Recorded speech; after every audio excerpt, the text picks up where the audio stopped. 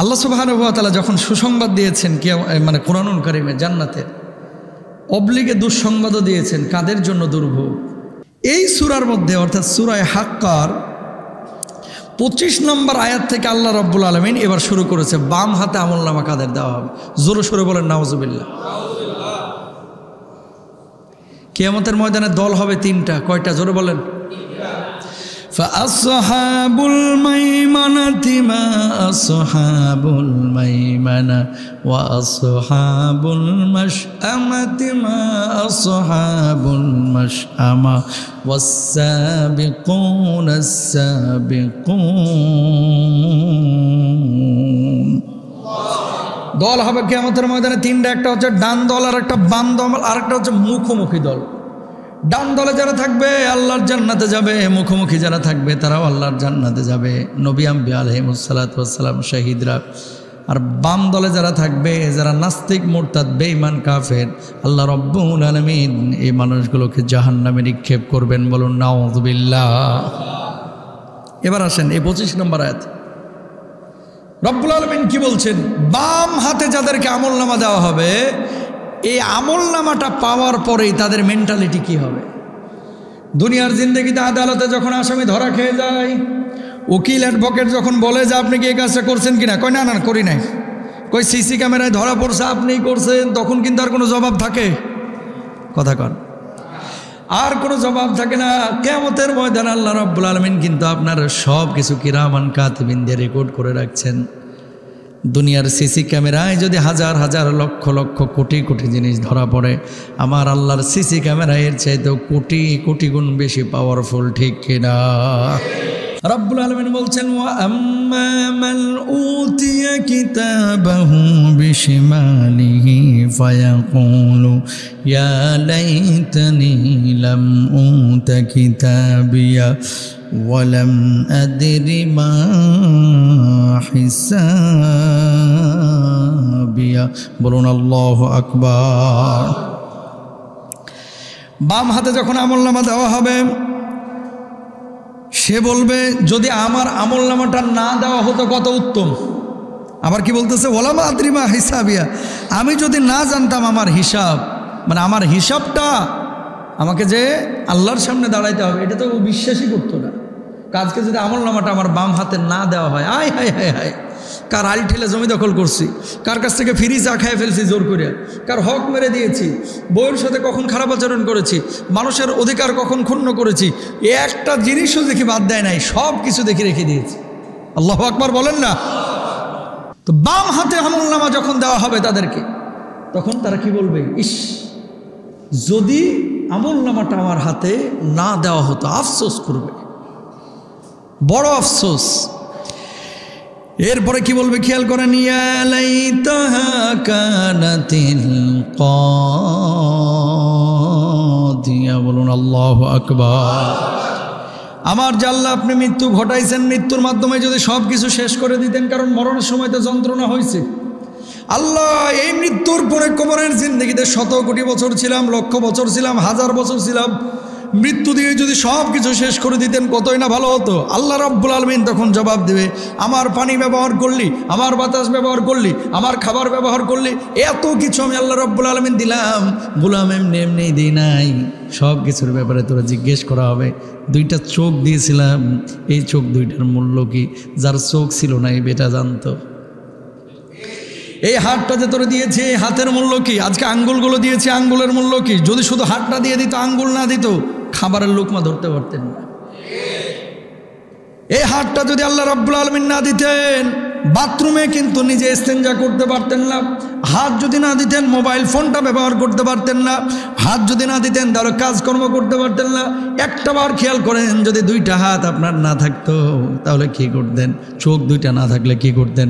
হয়তোবা অন্য মানুষকে যেমন ল্যাংড়া, লুলা, অন্ধ, প্রতিবন্ধী হিসেবে আখ্যায়িত করে, আপনারও মানুষ এভাবে ডাকাডাকি করতেন, ঠিক কিনা? এই 2 হাত জান নাই, এর কেউ চাকরি দিতে চায়? কথা বলেন। মেধা মারাত্মক, কিন্তু হাত নাই। এরা নিয়োগ দেওয়ার আগে 30 বার ভাববে যে মেধা যতই ভালো হোক, যত বড় ডিগ্রি থাকুক, কম্পিউটার টিপবে কিভাবে। এজন্য চাকরি দিতে চাইবে না। হাত 2টা নাই, মেয়েও বিয়ে দিতে চাইবে না। কথা বলেন না কেন? একটা পা নাই, এর সাথে কেউ সম্বন্ধ করতে চাইবে না। তো এগুলোর ব্যাপারে আল্লাহ তাআলা আপনাকে জিজ্ঞেস করবে না? করবে ভাই। আরে আপনি ফ্রি পাইছেন দেখে এটার মূল্য বুঝেন না, কিন্তু যার নাই, দুই চোখ দিয়ে যে দুনিয়াটা দেখতে পারে না, সে জানে যে এই চোখের মূল্যটা কত। আল্লাহু আকবার বলেন। তাহলে বাম হাতে আমলনামা কাদের দেওয়া হবে? এবার আসেন, ওই সমস্ত মানুষ তাদের বদ গুণাগুণ কি যাদের বাম হাতে আমলনামা দেওয়া হবে। 1 নম্বর, মা আগুনা আন্নি মালিয়া, আমার ধন সম্পদ আমার কোনো কাজেই আসলো না। এই দুনিয়ার জিন্দেগিতে টাকা পয়সা কম বেশি সবাই কামাই, কেউ কামায় কিছু টাকা নিজের জন্য খরচ করে, কিছু টাকা পরিবারের জন্য, কিছু টাকা আল্লাহর জন্য, আর কিছু লোক আছে যারা কামায় শুধু নিজের জন্য, নিজের বউ বাচ্চার জন্য, আল্লাহর পথে দ্বীনের পথে 2টা টাকাও খরচ করতে চায় না। এরকম লোক আছে না নাই? ওই কিয়ামতের ময়দানে সেদিন যখন বাম হাতে আমলনামা দেওয়া হবে, তখন চিন্তা করবে, হায় হায় 2 কোটি টাকা রেখে আসছিলাম, 5 কোটি টাকার বিল্ডিং রেখে আসছিলাম, 20 বিঘা সম্পত্তি রেখে আসলাম, এই সম্পদগুলো তো আজকে আমরা জান্নাতে নিতে পারলো না। কি লাভ হইল? যদি দুনিয়ার জিন্দেগিতে সম্পদগুলো কাজে লাগাইতাম কতই না ভালো হতো। বলুন আল্লাহু আকবার। প্রিয় ভাইরা আমার, বড় মারাত্মক কথা, কিন্তু বড় মারাত্মক কথা। সুতরাং সম্পদগুলোকে কাজে লাগাইতে হবে নিজের জন্য, দিনের জন্য, আল্লাহর জন্য, ইনশাআল্লাহ বলেন। এরপরে 2 নম্বর কি? হালাকা আন্নি সুলতানিয়া, আমার ক্ষমতাও তো কোনো কাজে আসলো না, অপসৃত হয়ে গেছে। দুনিয়ার জিন্দগিতে আপনার এক হুঙ্কারে সবাই থর করে কাঁপাকাঁপি করতো, আর আজকে আপনার ক্ষমতার কোনো বেল নাই। কথা কর। দুনিয়ার জিন্দগিতে আপনার জন্য হুঙ্কারে সবাই কাঁপতো, কিন্তু আজকে আপনার এই হুঙ্কার ওখানে দিলে ফেরেশতারা আর পাছার উপরে দিয়ে একেবারে লাথে জাহান্নামে ঢুকাই দেবে। কথা বলেন না কেন? যা করছো সেটা দুনিয়ায়, এখানে চেয়ারম্যানগিরি চলতো না, ঠিক কিনা? তারপর আল্লাহ রাব্বুল আলামিন কি বলছেন? খুযুহু ফাগুল্লুহু সুম্মা জাহিমা সাল্লু।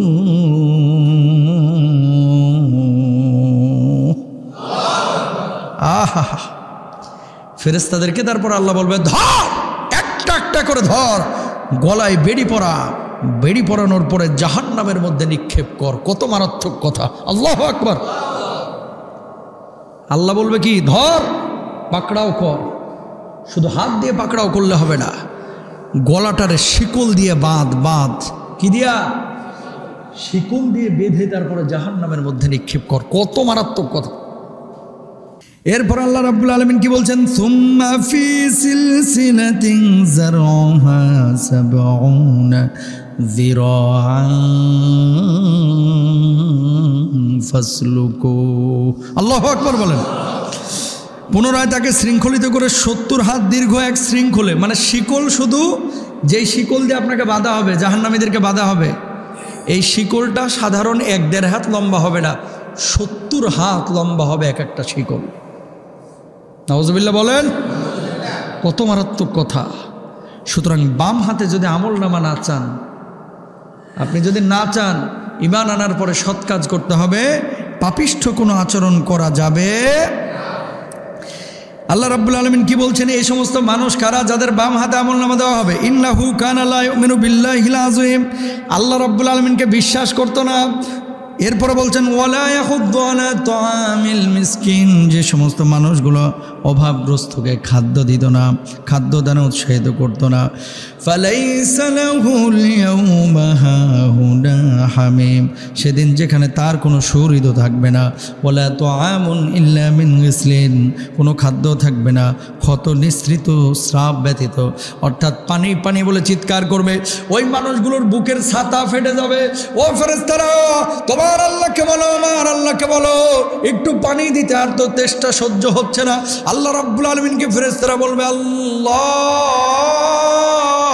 এই মানুষগুলো তো পানি পানি বলে চিৎকার করছে, কি দিব? আল্লাহ রাব্বুল আলামিন তখন বলবে, ফেরেশতারা রে, ওদের জন্য ঠান্ডা শীতল পানি না, বরং উত্তপ্ত গলিত ঘায়ের পুঁজ ওদের মুখের মধ্যে ঢেলে দে। জোরে বলেন নাউজুবিল্লাহ। কি অবস্থা হবে? আপনি পানি পানি বলে চিৎকার করছেন, মুখের মধ্যে পানি তো দূরের কথা, গলিত উত্তপ্ত দুর্গন্ধযুক্ত ঘায়ের পচা পুঁজ মুখের মধ্যে ঢেলে দাও। আহা, মানুষ কবে বুঝবে? কত মারাত্মক কথা। লা ইয়াকুলুহু ইল্লাল খাতিউন।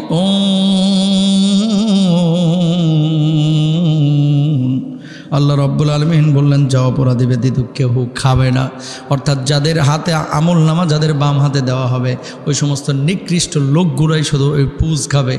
ওরা তেষ্টা নিবারণের জন্য ওই পুজটাই ডকডক করে খাওয়া শুরু করবে, এবং পুজটা গিলার সঙ্গে সঙ্গে যে পেটের মধ্যে থাকবে না, নিচের নিম্নাংশ দিয়ে এটার তাপে নাড়ি ভুড়ি বের হয়ে যাবে, কিন্তু বাঁচবে, সে মরবে না। আল্লাহু আকবার বলেন। কত কঠিন শাস্তি। ওপরে আগুনের তাপ, চামড়াগুলো কাবাব হয়ে যাচ্ছে পুড়ে পুড়ে, ভেতরে পুজ ঢুকিয়ে দেওয়া হয়েছে, পুজগুলো নাড়ি ভুড়িগুলোকে গলিয়ে নিচ দিয়ে বের করে দিচ্ছে, কিন্তু মরতেছে না। প্রিয় ভাইরা আমার, যখন অত্যন্ত কষ্ট দুর্বিষহ জীবন হয়ে যায়, যন্ত্রণা শুরু হয়, অনেক মানুষ বলে যে এই যন্ত্রণার চাইতে মরে যাওয়া অনেক ভালো। কথা বলেন ঠিক কিনা? দুনিয়ার জিন্দেগিতে অনেক আত্মহত্যা পর্যন্ত করে ফেলায়, কিন্তু আখেরাতে কি করবেন? সেদিন রুহকে আল্লাহ ইশারা করবে, আজকে আর বাহির হবি না, ভেতরেই থাক, আমার পুরোইতে দে। নাউজুবিল্লাহ বলেন। কেউ সহ্য করতে পারবো না ভাই। ফালা উকসিমু বিমা তুবসিরুন। আহা, আল্লাহ বলতেছে, আমি কসম করে বলতেছি তোমরা এগুলো দেখতে পাবো। কথা তো আল্লাহ বলতেছে, অনেকে বিশ্বাস করে না, কয় এগুলো তো শুনি। আল্লাহ তারপরে কি বলতেছে? আমি কসম করে বলছি। আল্লাহ কি কখনো মিথ্যা কথা বলে? নাউজুবিল্লাহ, কখনো বলে না। তারপর আল্লাহ বলছে, কসম করে বলতেছি এগুলো কিন্তু তোরা দেখবি, সাবধান। তাহলে জুলুম করা যাবে কারো উপরে?